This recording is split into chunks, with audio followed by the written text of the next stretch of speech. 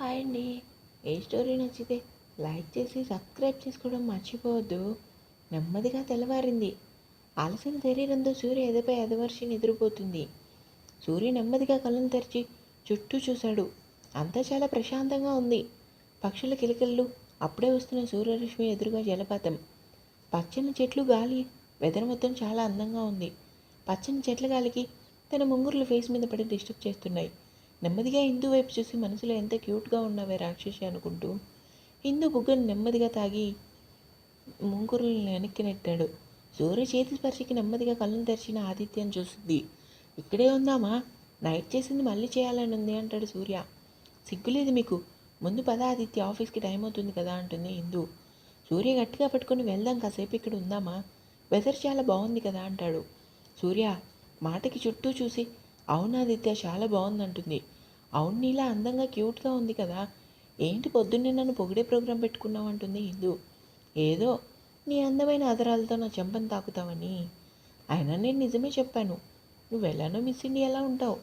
నా పిల్ల అందాన్ని పొగట్టం నా హక్కు అంటాడు సూర్య. ఆదిత్య వదులు, చాలా గట్టిగా హక్ చేసుకున్నావు, అసలు ఊపిరి ఆడడం లేదు అంటుంది హిందూ. హక్కే ఇలా అయితే ఎలా బంగారం? నైట్ చూపించిన ప్రేమ ఈసారి డైలీ ఉంటుంది. నువ్వు ఇలా ఇబ్బంది పడితే ఎలా? నాకు చిన్న బేబీ కావాలి, నీలా అందంగా ఉండాలి. అంతేకాదు ఒక బాబు కూడా కావాలి. ఆదిత్య, నీకు పిల్లలంటే అంత ఇష్టమా? ఇష్టం కాదు హిందూ, ప్రాణం. అవును, ఆడపిల్ల అయితే చాలా బాగుంటుంది కదా. అవును హిందూ, నాకు ఆడపిల్ల అంటే చాలా ఇష్టం. నువ్వు కొంచెం నాకు అంటూ చెవిలో ఏదో చెప్తాడు. ఛీ, నీకు కొంచెం కూడా సిగ్గులేదు. మనకి టైం ఉంది కానీ ముందు పద ఆదిత్య. ఈరోజు మీ అమ్మమ్మ గారు వస్తారంట. నిన్ను సాయంత్రం అత్తయ్య చెప్పింది. రెండు కళ్ళు పెద్దవి చేసి ఏంటి అమ్మమ్మ వస్తుందా? ఏమైంది ఆదిత్య అంతగా షాక్ అయ్యావు? హిందూ ఆవిడికి చాలా కోపం. అంతేకాదు పాతకాలం నాటి మనిషి. ఆవిడికి తెలియకుండా మన పెళ్లి జరిగింది కదా. ఆవిడిప్పుడు మన అందరి మీద కోపంగా ఉంటారేమో అని. అవునా? చూద్దాం ఆదిత్య, ఏదోటి జరుగుతుంది, ముందు పద ఇంటికి వెళ్దాం. హిందూ వెళ్దాం కాస్త నన్ను షర్ట్ వేసుకొని సిగ్గుపడి సారీ ఆదిత్య అంటూ పైకి లేచి చీరను సరి చేసుకొని, హలో రాక్షసి, ఇటు రా, ఇక్కడ లొకేషన్ బాగుంది కదా, ఒక సెల్ఫీ తీసుకుందామంటాడు సూర్య. హిందూ చీరను సరి చేసుకుంటూ, సరే తొందరగా కానీ. హిందూని దగ్గర తీసుకొని సెల్ఫీ తీసుకొని, వావ్, నిజంగా ఈ ప్లేస్ నాకు బాగా నచ్చింది హిందూ అంటూ ఆమె హిందూ వైపు చూశాడు. సూర్య వైపు చూస్తూ ఉంది. ఏమైంది, రెప్పలు వాల్చడం లేదు? మరీ అంతగా తినేసేలా చూస్తున్నావు? నవ్వుతూ సూర్య చెంప మీద ఉన్న స్టిక్కర్ని తీసుకొని తన నుదుటిన పెట్టుకొని ఎందుకు చూశాను.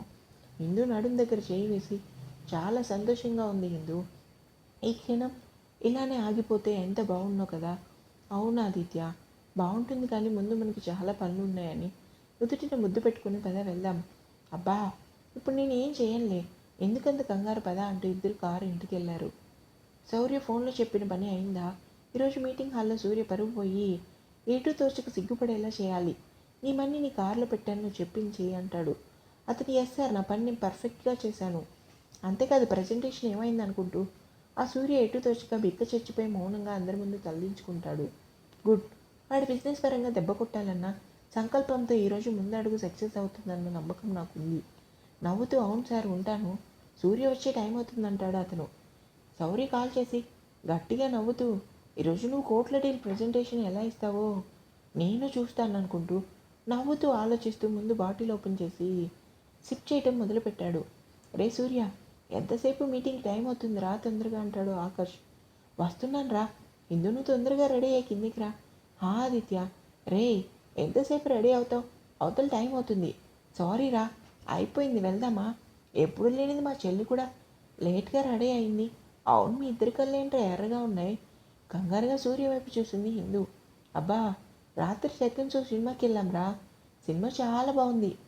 హిందూ ఊరుగా చూస్తూ, ఇప్పుడు కాదు నీ పని సాయంత్రం చెప్తాను ఆదిత్య. అబ్బా, మీ పనే బాగుందిరా, నైట్ సెకండ్ షో సినిమా పర్లేదు, బాగానే అప్డేట్ అయ్యారు. ఇంతకీ సినిమా ఎలా ఉందో చెప్పలేదు. నేను సంధ్యతో వెళ్తాం మామ. హిందూ వైపు చూసి సినిమా అయితే సూపర్ రా. చా, ఈ మనిషి కొంచెం కూడా సిగ్గులేదు. అన్నయ్య వెళ్దాం పద, ఆఫీస్కి టైం అవుతుంది. నవ్వుతూ ముగ్గురు కలిసి ఆఫీస్కి బయలుదేరారు. క్యాబిన్లో సూర్య కోసం ఎదురు చూస్తూ టెన్షన్గా చూస్తూ ఉంటాడు చారి. ఆఫీస్ లోపలికి వచ్చి బాబాయ్ ఏమైంది, అటు ఇటు తిరుగుతున్నావు, పైగా టెన్షన్గా ఉన్నావు? అది సూర్య, మన ప్రజెంటేషన్ ఇచ్చే ఫైల్ ఇంకా ల్యాప్టాప్లో, దానికి సంబంధించిన మెయిల్ కూడా లేదు అంటాడు చారి. సూర్య, ఇందు, ఆకాష్ ముగ్గురు షాక్ అవుతారు. ఏంటి బాబాయ్ నువ్వు చెప్పేది? అసలు ఇలా జరగటం ఏంటి? బాబాయ్, ముందు నువ్వు వాటర్ తాగు అంటాడు ఆకాష్. మామయ్య, మీరు టెన్షన్ పడకండి, ముందు వాటర్ తాగండి. టెన్షన్ కాదు తల్లి, డీల్కి సంబంధించిన వాళ్ళు ఆల్రెడీ మీటింగ్ రూమ్లో ఉన్నారు. అసలు ఇదంతా ఎవరు చేశారనుకుంటూ ఆలోచిస్తూ ఉన్నాడు సూర్య. మామయ్య, ముందు మీటింగ్ రూమ్కి వెళ్ళండి అంటుంది ఇందు. చారి, ప్రజెంటేషన్ లేకుండా మీటింగ్ ఎలా తల్లి? సూర్య, నువ్వు కూడా మీటింగ్ రూమ్కి వెళ్ళు. ఆకాష్, నువ్వు కూడా అంటుంది ఇందు. చారి, ఆకాష్ ఇద్దరు ఇందు మీద నమ్మకంతో మీటింగ్ రూమ్కి వెళ్ళారు. సూర్య కోపంగా ల్యాప్టాప్ ఓపెన్ చేసి సీసీ ఫుటేజ్ చూసి రెండు కళ్ళు ఎర్రగా మారి బలంగా పక్కన ఉన్న ఫ్లవర్ వాష్ చేతిలో బలంగా గుద్దాడు. ఆదిత్య, ఎందుకంత కోపం నీకు అంటూ సూర్య ఫేస్ని చేతిలో తీసుకొని, ఎందుకు కోపం? ఈ డీల్ మనకి చాలా ఇంపార్టెంట్, ముందు మనం ఆలోచించాలి అంటుంది ఇందు. ఆలోచించడానికి ఏముంది ఇందు? ఇదంతా ఎవరి పని అర్థం కాలేదా? కోమల్ నంద అన్నయ్య శౌర్యనంద చేశాడు. ఇందు షాక్ అయ్యి తేరుకొని, ఆదిత్య వాడి సంగతి తర్వాత, ముందు మనం మీటింగ్ కోసం ఆలోచించాలని సూర్యుని గట్టిగా హక్ చేసుకొని తన కోపం కంట్రోల్ చేస్తూ ఒకసారి చూసింది ఇందు. ఇప్పుడు మీటింగ్లో ప్రజెంటేషన్ ఎలా ఇవ్వాలో అర్థం కావటం లేదు ఇందు. ఆదిత్య, మన మీటింగ్లో ప్రజెంటేషన్ ఇస్తాం, నువ్వు కంగారు పడుకో అంటూ అటాచ్డ్ రూమ్కి వెళ్ళి చాలాసేపు ఆలోచించి ల్యాప్టాప్ తీసుకొని డిజైన్లు వేస్తుంది. ఇందు ఏం చేస్తుందో అర్థం కాక, ఇందు ఏంటి ఇదంతా? ఆదిత్య, ప్రజెంటేషన్ నేను ఇస్తాను, నువ్వు ముందు మీటింగ్ రూమ్కి వెళ్ళు, అలానే 1 అవర్ తర్వాత మీటింగ్ అని చెప్పి వాళ్ళని మేనేజ్ చేయి అంటుంది. కమాండ్గా ల్యాప్టాప్ ఓపెన్ చేసి కొన్ని డిజైన్లు చేసింది. ఏదో చేస్తుంది అనుకుంటూ కామ్గా మీటింగ్ రూమ్ వచ్చి కూర్చొని డీల్కి వచ్చిన బిజినెస్ పార్ట్నర్స్ని పలకరించి విషయం చెప్పాడు. బాబాయ్, నువ్వు ముందు కూల్గా ఉండు, ఇందు గురించి తెలుసు కదా, ఏదో ఒకటి చేస్తుంది, కూల్ అంటాడు ఆకాష్. తన ఫోన్ తీసుకొని తను వేస్తున్న ప్లాన్ ప్రకారం సంజయ్కి ఏదో మెసేజ్ చూసి ఫోన్ సైలెంట్లో పెట్టి కూర్చొని ఇప్పుడు ఏం చేస్తుంది హిందూ అనుకుంటూ ఆలోచిస్తూ ఉన్నాడు సూర్య. కాసేపటికి మీటింగ్ రూమ్కి వచ్చింది. లైట్స్ అన్నీ ఆఫ్ చేసి ఫోకస్ లైట్ మాత్రమే హిందూ వైపు ఉంది. టెన్షన్ లేకుండా కాన్ఫిడెంట్గా నడుస్తూ తన యాటిట్యూడ్తో నవ్వుతూ తనని తాను ఇంట్రడ్యూస్ చేసుకుంది. లోపల కొంచెం టెన్షన్గా ఉన్నా అది బయటికి కనపడకుండా కాన్ఫిడెంట్గా ఎంతో ఆలోచించి వేసిన డిజైన్లు చూపించి ప్రజెంటేషన్ ఇచ్చింది. షాక్తో హిందూ వైపు చూశాడు సూర్య. చారి, ఆకాష్కి నోటి మాట రకాలనే చూస్తూ ఉంటారు. వాళ్ళకి ప్రజెంటేషన్ నచ్చినంత గట్టిగా చప్పట్లు కొట్టి, సూర్య, మాకు ఈ డీల్ ఓకే, అంతేకాదు మా కంపెనీకి సంబంధించిన ప్రతి డిజైన్లు మీ కంపెనీ నుంచే రావాలి, అంతేకాదు సగం షేర్ కూడా మీ కంపెనీకి ఇస్తాం. వాళ్ళ మాటలకి తీరుకుని నవ్వుతూ షేక్ హ్యాండ్ ఇచ్చి కాసేపు మాట్లాడి తన క్యాబిన్కి వెళ్తాడు. హిందూ దగ్గరకు వచ్చి, నువ్వు మా అదృష్టం హిందూ, నువ్వెప్పుడు నవ్వుతూ ఉండాలంటాడు చారి. హిందూ ఒకటి చెప్పనా, నువ్వు నిజంగా పోలీస్ ఆఫీసర్ అయితే భలే ఉండేది, నిజంగా నీ తెలివి యాటిట్యూడ్కి ఇక్కడ ఉన్నావు, నిజంగా నువ్వు సూపర్ హిందూ అంటాడు ఆకాష్.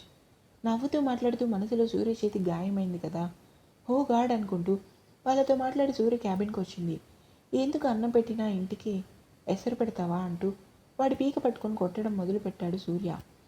సారీ సార్, ఇంకెప్పుడు ఇలాంటి పిచ్చి పనులు చేయను, నన్ను క్షమించండి, ఆ శౌర్య డబ్బు చూపించి నాతో ఇలా చేయించాడు సార్ అంటాడు అతను.